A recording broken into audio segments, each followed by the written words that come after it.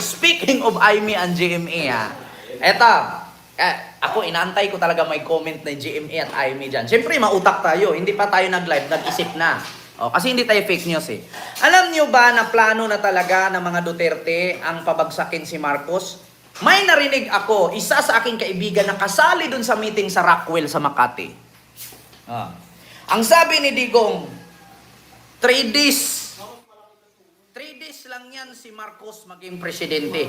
Mapapalitan ni Inday yan. 3 days lang yan maging presidente si Marcos, mapapalitan ni Inday yan. Kaya kung naalala ninyo, nagkodita sa Congress, nagkodita. Bakit? Gustong iluklok ng mga Duterte si Arroyo bilang House Speaker. Naalala nyo? Naging House Speaker si Arroyo sa loob lamang ng 1 linggo. At biglang nagkodita, natanggal si Arroyo, pinalitan ni Romualdez. Bakit? Kasi plano pala nila yon na pag nag-House Speaker si Arroyo, lahat ng kongresista, himuri nila ang tumbong, mag-isip sila, magplano sila, i-impeach si BBM, automatic papalit si Sara. 3 days nga lang daw maging presidente si BBM Sabi nga ni Duterte, huwag kayong mag-alala. 3 days lang yan. Mautak ang Marcos. Kodita, tinanggal si Arroyo. Hindi ba totoo? Tinanggal si Arroyo. Pinalitan ni Romualdez. Ngayon, sinong natanggal? Si Sara. Plano ni Duterte, palpak. Plano ni Duterte, palpak. Di ba? Tama ba ako? Mali. Nagkodita sa Congress. Si Arroyo naging House Speaker 1 linggo lang. Natanggal. Pinalitan ni Romualdez. Di ba? Nabumirang. Kaya nga sabi ko sa inyo, ito yung plano ni Digong, puro kapalpakan. Una, ang sabi ni Sara, may nag-attempt sa kanya, ginurgur sa liig. Kasi wala na. Simula nung napalitan ni Speaker Romualdez si Arroyo, tinawag na ni Sarang tambaluslos. Tinawag na ni Sarang tambaluslos. Nagulat kayo, nagtaka kayo kung bakit biglang nagkaganon at hindi na halos hawakan ni Sara. Nakipaglamano si Romualdez sa kanya, iniilagan niya. Humarap si Romualdez sa kanya, dumiretso siya. Bakit? Hindi kasi natupad ang plano nila. Napalitan si Gloria bilang House Speaker, pinalitan ni Romualdez kasi nagplano ng kudita. Ipa-impeach si Marcos. Hindi natuloy kasi ang sabi ni Digong nung meeting sa Rockwell, tanungin nyo si Nino Barsaga, nandun yan. Ang sabi ni Digong, 3 days lang yan, presidente si Marcos, papalitan ni Inday yan. Nasa live ni Nino yan, sinabi ni Nino yan noon. Ngayon, plinano nila. Plano, pak, ginawang speaker si Arroyo. Hindi nagustuhan ng mga kongresista. Nakarinig ang mga kongresistang kaliwaan, yung mga opposition congress. Nakarinig, hindi po pwedeng si Arroyo makaupo dito. Naalala nyo naman kung anong ginawa ni Arroyo kay Erap noon. Pinalitan, nagbutuhan. Si Romualdez ang binoto. Doon pa lang nag-umpisa, kaya tinawag ni Sara si Romualdez na tambaluslos. Sabihin ninyo sa aking fake news ako, anong dahilan, anong rason kung bakit tinawag ni Sara si Romualdez na tambaluslos? Saan siya kumukuha ng galit? Bakit tinawag niya tambaluslos si Romualdez at araw-araw nang binira ng kanilang mga vloggers? Diba? Saan siya kumukuha ng galit kung bakit tinawag niyang tambaluslos nung napalitan ni Romualdez si Gloria Arroyo bilang House Speaker? Diba? So plano ni Digong pumalpak doon. Tinawag na tambaluslos. Binira ng mga DDS vlogger na bayad ng China. Ayon kay Cesa na anak ni Enrile. Na si Katrina Enrile. Bayad daw ng China yung mga DDS vlogger. Ngayon, araw-araw nilang binibira si Romualdez. Tambaluslos. Magnanakaw. Kawatan. May plano si Romualdez. Ganyan-ganyan. Sila ang may plano. Nabuko lang. Diba? Janet, huwag mo kung utusang manahimik. Kung gusto mong ikaw mag-ingay, mag-vlog ka, i-promote pa kita. Tangina yung bobo nyo talaga. Yon ang plano ni Duterte. Ngayon, eto na. Yung plano nila na patalsikin si BBM, hindi natuloy kay si Gloria na palitan ni Romualdez. Anong ginawa nila? Gumawa ng kwento. May gurgor daw sa leeg. Ginurgor sa leeg, may nag-a-attempt. May nag-a-attempt. Meron kang 433 bodyguards bilang Office of the Vice President or Vice President in the Philippines. Meron kang 433 bodyguards. Maniwala ka na magugurgur ka? Saan ka kumuha ng kahinaan kung ang bodyguards mo 433 tapos sabihin mo ginurgur ka sa lieg? Merong gustong pumatay sa akin, kaya ginurgur ako sa lieg. Paano ka magurgur kahit 5 bodyguard lang hindi ka malalapitan? How much more pa yung 433? 433 bodyguards mo, kinuhaan ng 75 ni General Marvel. So may 300 plus pa. Tapos sabihin mo, ginurgur ka sa lieg. May nag-a-attempt sa'yo, hindi nag-success. Paano ka magurgur kung meron kang 300 plus? Kahit 10 nga lang na bodyguard, di ka na malapitan. Si BBM nga, pag pumunta ng probinsya yan, 20 ka bodyguard lang dala eh. Hindi naman namatay. Di ba? So, pagkaumpisa nun, ginurgur. So, hanap simpatya ng tao. Gusto nila. Paniwalaan natin si Sara. Bakit? Ginurgur. Papatayin ni Romualdez. Kaya ngayon, galit na si Sara nung pinatawag na sa Congress. Sabi na, tinanong na si Zulaika. Ang sabi kay Zulaika, sinong kumuha ng pera? Mary Crispiatos, Nova, Uwisi, Nagaraya, pa? Iba-ibang pangalan, puro chichirya, galing sa 7-Eleven. Tapos, hindi kayo nagtaka.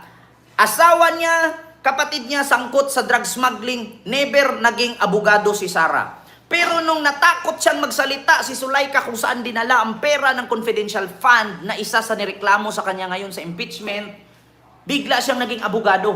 Ako ang abogado niya. Tapos biglang nag-post si Ramon Tulfo. Kaya po, gano'n na lang po kadali na i-depensa ni Vice President si Zulaika kasi magjowa po sila. Si Ramon Tulfo, si Ramon Tulfo nag-post niyan, magjowa po sila. Matagal nang alam ng taga Davao yan. So doon nag-umpisa. Hindi tumalab ang gurgur niya. Nagmura siya doon. Meron nga tayong kasabihan na, when emotions are high, the intelligence is low. So hindi siya nag-isip. Sabi niya, kung ako patayin ngayon, may nakausap na akong killer. Nag-hire na ako. Pag ako pinatay, patayin niya si Bongbong, si Lisa, si Marcos. Putang ina mo, Lisa Marcos, Bongbong Marcos, Martin Romualdez. Naalala mo pa ba na pinadalhan mo akong sobre na may nakatatak diped? Di ba? Idugtong-dugtong ninyo. Dugtong na, di ba? May gurgur sa leeg. Ipapatay. May na-hire na killer. Tapos after nun, anong sabi niya? Nagsinungaling na naman. Nagsinungaling na naman siya. Ang sabi niya, wala akong sinabi na may ipapatay. Pakinggan nyo ito. I did not make an assassination threat to the president. Sila lang nagsasabi niyan. Sila lang nagsasabi may assassination. Sila nagsasabi may assassin, may gunman. Next, Fuji Not say that. Huwag kang mag-alala, ma'am, sa security ko. Kasi may kinausap na ako na tao. Sinabi ko sa kanya, kapag pinatay ako, patayin mo si BBM, si Lisa Araneta, at si Martin Romualdez. No joke. Tapos sasabihin ninyo ngayon, hindi siya nagplanong assassination. Di ba? Napakasinungaling talaga. Kaya dapat lang matanggal talaga. Ipagdugtong-dugtong ninyo. Pag isuma total ninyo, yan yung mga plano ni Digong. May plan A na, may plan B na, may plan C pa. Palpak. Wala akong plano na ipapatay. Wala akong hired na killer. Wala akong assassination na plano. Pero ang sabi ko, huwag kayong mag-alala, ma'am. Meron akong nakausap na pag ako pinatay, patayin mo si Bongbong Marcos, si Lisa Araneta Marcos, at si Martin Romualdez. So yun ang nangyari, mga kababayan. Ano na ngayon? Diba? Ako bayaran? Ay nako, ilabas mo labi-dabi kung saan yung binayad sa akin. Bayaran ba pag naipagdugtong-dugtong mo ang plano nilang palpak? Bayaran ba ang tawag sa ganyan? Bayaran ba ang tawag sa ganyan? Hindi po bayaran ang tawag sa ganyan. May ebidensya kung gaano sila kasinungaling. Hindi si Super Dudes pala. Labi-dabi, pasensya na. Ngayon, sa plano nila, ang sabi, hindi tatalab yung impeachment ninyo. Umabot ng 1 buwan. Nagrally na. Nagrally ang Iglesia ni Cristo. Tapos hinulog nila na hindi daw sila kampi kay Sara. Yung iba, hindi. Hindi natin alam yung iba. Di ba? Oo, Ma'am Labi-Dabi. So ngayon, ang nangyari, ganito na. Nagrally na. Ang sabi, hindi tatalab yung impeachment ninyo at reklamo ninyo. Tapos, nung nakaraang araw, sa loob lang ng 3 oras, impeach na si Sara sa Congress. Ang sabi agad, minamadali. Persecution yan. Kakalapastangan sa batas ng Pilipinas yan. Nag-impeach kayo na kayo lang. Ano gusto nyo mangyari? Sasali ang taong bayan sa loob ng Congress? Di mapuno doon. Di ba? Kaya nga tinawag silang assemblyman, congressman, kasi sila ang magdesisyon.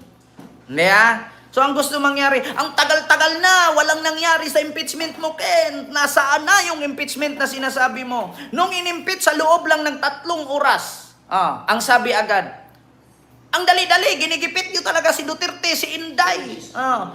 Ang bilis-bilis, kayo-kayo na lang kayo-kayo na lang nag-impeach. Hindi nyo pinaalam sa taong bayan. Hindi natin alam kung ano ang mga problema doon, yung mga conflict niya, bakit na-impeach siya. Nung nakaraan, halos 1 buwan ang tagal-tagal. Sasabihin ninyo, walang kwenta yung impeachment na reklamo ng opposition group. Nila Castro, nila Laila de Lima, na mga pare. Sasabihin nyo, walang kwenta. Ngayon, nung na-impeach siya, sasabihin nyo, minamadali. Utos ni BBM yan. Sabi ko nga sa inyo, kung magaling si Duterte maging cheese master, magaling maging chickmeat si BBM. Sabi ni BBM no time. Sabi niya, ano ba yun? The timing is very poor. Wala na tayong time mag-impeach pa. Malapit na ang eleksyon, wala nang time, sa June pa ulit, magbago ang konstitusyon, magbago ang mga tao sa Kongreso at sa Senado. Nagulat sila. Sa loob lang ng 3 oras, na-impeach agad. Tapos biglang sabi, ang dali-dali, minadali ang impeachment kasi gusto talaga mapabagsak si Sara. Nung nakaraan, umabot 1 buwan, ang sabi, ang tagal naman yan. Tapos ngayon, tanong na naman, nasaan yung ICC na sinasabi mo? Antayin natin yung ICC na yan. So ngayon, hindi pa dumating ang ICC, may pakita na ako sa inyo. Ayan na. Hindi pa pumasok ang ICC, pero meron na tayong example. Ito ang ICC. Example ng ICC na kapag pumasok, may bitbit na warrant, ito na yung sample. Diba? Sample lang to hindi ko sinabi na ito na ngayon, hindi pa to nangyari. Pero advance akong magsabi, malapit na ito. Kaya nga kung ako kung nag-declared na ang ICC na si Digong ay guilty for crimes against humanity, dapat mag-declared na ang Senado at Kongreso ng hold departure order. Dapat mag-declared na ng hold departure order ang Pilipinas. Hindi natin alam, bukas makalawa, either si Digong mamatay sa sakit or tatakas. Hindi natin alam. Dalawa lang naman pagpipilian niya. Makipagpatayan siya or mamatay siya. Ganun lang naman kasi sasabihin niyan, hindi ako pwedeng hulihin. Senior citizen na ako. 75 years old na ako. Hindi. Tapos ang reaksyon, tignan nyo. Paglabas ng warrant nito, sasabihin agad niya nila, bakit si Imelda Marcos nahatulang guilty, hindi kinulong kasi matanda na? Bakit si Enrile sangkot sa PDAP noon, bakit hindi kinulong kasi matanda na? Iba ang kaso ni Enrile, ni Imelda Marcos at ni Digong. Si Imelda kinasuhan sa mga kinasong binintang sa kanya. Si Enrile kinasuhan, pero mautak, hindi nakulong. Pero si Digong, 30,000 po ang pinatay niya. 30,000. Magkaiba ang kaso nila. Dalawa lang naman pagpipilian niya eh. Either mag-declared siya may sakit, hospital arrest, or tatakas. Yan lang naman. Sure talaga ako. Mga ka-addict TV, kumusta kayo dyan? Sa Davao, marami yan. Kaya nga sabi ko sa inyo, sa Pilipinas, ano pong opinion nyo sa BICAM? Kalimutan nyo na yung BICAM, doon tayo mag-focus sa impeachment at sa warrant. Kasi yung BICAM, kahit magsirko balintong kayo dyan, wala kayong pakialam dyan, hindi kayo kasali sa pumirma. Di ba? So eto ngayon mga kababayan, alam nyo ba, bigyan ko kayo, yung sabi ni Digong, kayo mga congressman, pag nakabalik ako, paghuhulihin ko kayo, mga wala kayong prinsipyo. Sabi niya, pumasok kayo sa Congress, ang relosik ko pag nanalo Rolex. Pumunta kayo ng Malacanang, ang sasakyan Tamaraw paglabas Mercedes-Benz. Ngayon hindi na Mercedes-Benz ang sasakyan ng mga politisyan. Ang sasakyan ng mga politisyan, wheelchair. Wheelchair na may bracket sa liig. Yan ang sasakyan ng mga politisyan. Wheelchair na may bracket sa liig. Tatandaan nyo yan. Ilang politisyan ang gumamit ng wheelchair kapag nakakasuhan? Totoo yan, maniwala. Kay Erap naka-wheelchair, kay Gloria naka-wheelchair, kay... Lahat na lang naka-wheelchair eh.